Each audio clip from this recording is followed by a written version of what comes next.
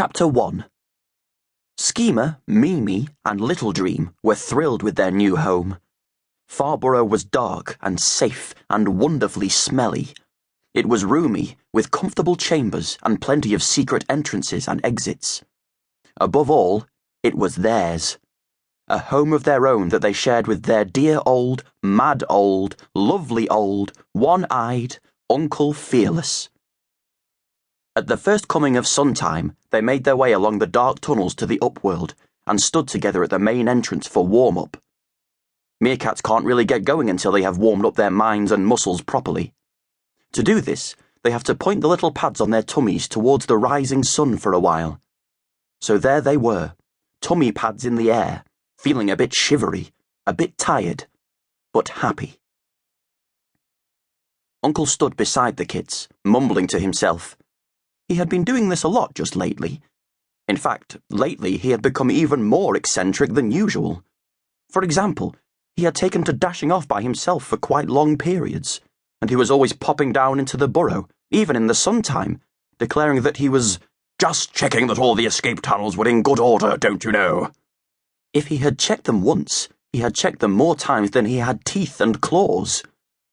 And now here he was, mumbling to himself. Get a grip, Fearless. Whoop whoop now. Not so much shilly-shallying, you fool. Get in there before it's too late. Just pop the question before she dashes off again, what? What is he muttering about? Whispered Mimi to Little Dream. Before she dashes off again? Mimi usually thought of herself first, and imagined that others did the same. She? But I haven't dashed off anywhere lately. Not me. Not Mimi. Little Dream said nothing. He still hadn't woken up properly. Uncle began to lick his paw and slick back his whiskers. Yum. Quite honestly, Fearless old boy, you're not looking too bad for an old battler, he said aloud. You may be a bit bent and bashed up in places, but you've got your health and strength. So get on with it, laddie. Pounce before the beetle buries itself, as they say. Mimi's big brother, Skeema, pricked up his ears and looked sideways at Uncle. Being rather keen on plans and schemes himself, he too was curious to know what Fearless was up to. Pounce, eh? Thought Skeema. Old battler. I wonder if he's planning to have a fight with another meerkat mob. Purr. Perhaps he's found out that the Ruddertails are planning another attack on Whybrow.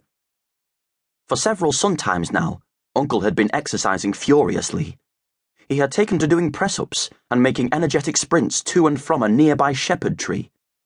He would come back, all breathless and fluttery, running his paws over his face and arms to smooth them, and looking down to see if his fat tummy had got any smaller. Now and then, he would throw himself on his back and kick all his legs in the air, making strange yip-yip-wee noises, and shouting, I'm all yours, come and get me. He did a lot of waggling his eyebrows and clacking his teeth. Skeema felt pretty sure that he was getting himself fit for a scrap.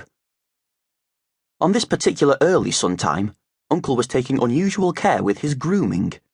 He suddenly seemed to notice a wayward tuft in his fur and nibbled at it furiously.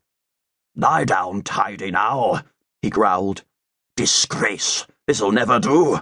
Nip, must keep myself neat and handsome, what? Aha, I get it, said Skeema. He had suddenly thought of another possibility.